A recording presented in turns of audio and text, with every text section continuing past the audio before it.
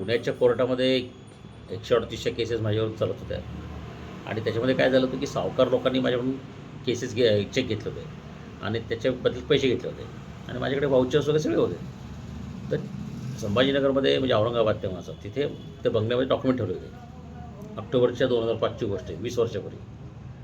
तर राजेंद्र पाठक नावाचा एक माणूस होता, त्याची सोमो गाडी होती. त्याला मी भाड्याचे पैसे दिले. त्याला म्हटलं तू ते सगळे डॉक्युमेंट घेऊन ड्रायव्हर, छोटू नावाचा ड्रायव्हर, तू पुण्याला घेऊन ये सगळे डॉक्युमेंट. आता ही गोष्ट फक्त ॲडव्होकेट श्रीराम पिंगळे यूट्यूबवर टाका तुम्ही आणि माझा अकाउंटंट प्रल्हाद देशपांडे यांनाच माहिती. आणि ती गाडी जेव्हा सकाळी आली घरी रात्री सोमवार, तर काहीच नव्हतं त्याच्यामध्ये. मी त्या ड्रायव्हरला विचारलं काय झालं, त्यामुळे मला माहितीच नाही, 2 लोक बसले होते, असं झालं तसं झालं. त्याला उत्तरच येत आहे ना. मला मला लक्षात आलं की आता सगळा डेटा होता ना त्यात, कोणाची चेक विरुद्ध किती पैसे, सगळा कंप्लीट व्हॅनिश झाला. मी तिथून त्याच्याबरोबर गेलो नगरपर्यंत. तो ना नगरला इथे बसले होते, असं झालं. तर मग धाबे वगैरे सगळं शोधलं मी. मग तिथून गेलो तोफखाना पोलीस स्टेशनला नगरला, तसंच सकाळी उठलो तसंच चहावरच.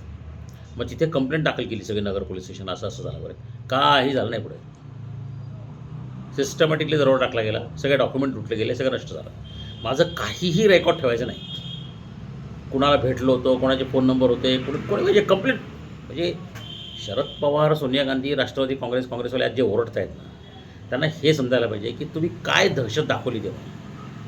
माणसाच्या माणसं, अरे बोलणं, लोकांनी ओळख दाखवणं बंद केलं, फोटो गायब झाले, डेटा गायब झाला, डॉक्युमेंट गायब झाले, केसेस, माणसं, वकील 28 पैकी 18 वकील फोडले, पोलीसवाल्यांना लाच दिली, बोलायला तयार नाही कुणी भेटायला तयार नाही, काल परवापर्यंत इतके गहिरे संबंध कोणी ओळखायला तयार नाही, असं सगळं.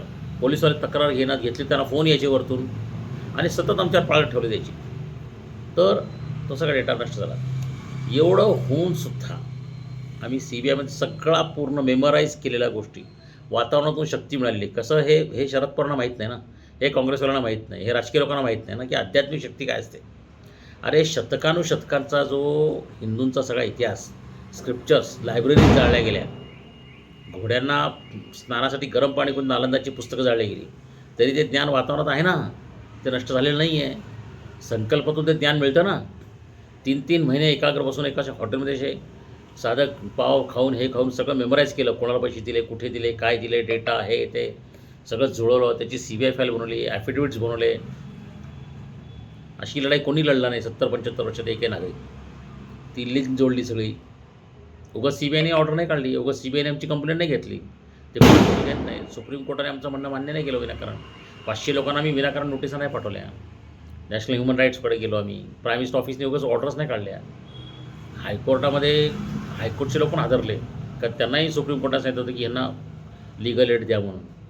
सांगण्याचा उद्देश असा की सगळे रेकॉर्ड, डेटा सगळं काही नष्ट केलं, आमची आयडेंटिटी नष्ट केली, खतम करून टाकला आम्हाला सगळ्या. आज तर डिजिटल युग आहे, बरोबर. तेव्हा तर डिजिटल युग नव्हतं, पण तरी पण आम्ही जिंकलो की नाही आम्ही सगळा डेटा. म्हणून जेव्हा आम्ही CBIकडे गेलो, दिल्ली प्रेस कॉन्फरन्स, शरद पवार हादरले.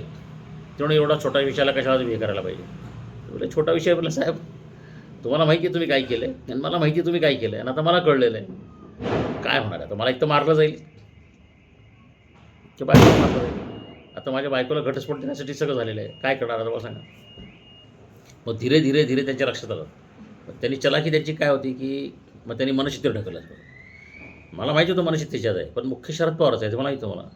मग त्यांनी सांगितलं की तो कोळेकर नावाचा एक माणूस आहे RR पाटलाच्या याच्यामध्ये, आणि त्यांना कळलं होतं की मी दिल्लीत भेटतोय, सगळ्यांना भेटतोय, प्रेस कॉन्फरन्सेस हे ते सगळं, हे आपल्या अंगावर शिकणार आहे.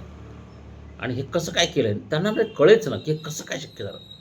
कारण पुरावे नष्ट करण्यात ते नंबर 1 आहे. सगळे पुरावे कंप्लीट नष्ट झालेले आहेत, तरीसुद्धा कसं काय झालं आहे. मग तेवढं ते कोळेकरनी केलं, तो मनशित्तेचा एजंट आहे, त्याची मी बदली करू टाकतो. त्यांना असं वाटलं हे बालिश पोर आहे, त्यांना आपण खुश करू वगैरे. त्यांना ते स्वामी विज्ञानानंद, त्यांनी मला दिलेली शक्ती, शरद पवारचा त्यांनी केलेला अभ्यास, त्याचा मला झालेला उपयोग, शरद पवार काय बोलत आहेत, बाकीचे लोक काय बोलत आहेत, हे सगळं त्यांना कळत नाही ना, आध्यात्मिक ज्ञान नाही ना. आणि मग आम्ही मी आणि मनीषा भटकायचो, पैसे मागायचो, भीक मागायचो, खायचो, हॉटेलमध्ये राहायचो, लिहायचो, परत करस्पॉन्डन्स करायचो. मग तिथून आम्ही दिल्लीतून गुजरात मार्गे कसं आलो आम्ही, तो पण एक किस्सा सांगण्यासारखा आहे, वेगळा आहे. रातोरात कसं गुजरात बॉर्डर क्रॉस केली, आम्हाला मारण्याचे कसे प्लॅन होते, मुंबईत आल्यानंतर आम्ही काय केलं मग. तर असा तो डेटा तोफखाना पोलिसांनी, काही झालं नाही. राजेंद्र पाठक संभाजीनगरला होता, तोही अनट्रेसेबल झाला. माझी सासऱ्यानं डॉक्युमेंट पाठवले होते,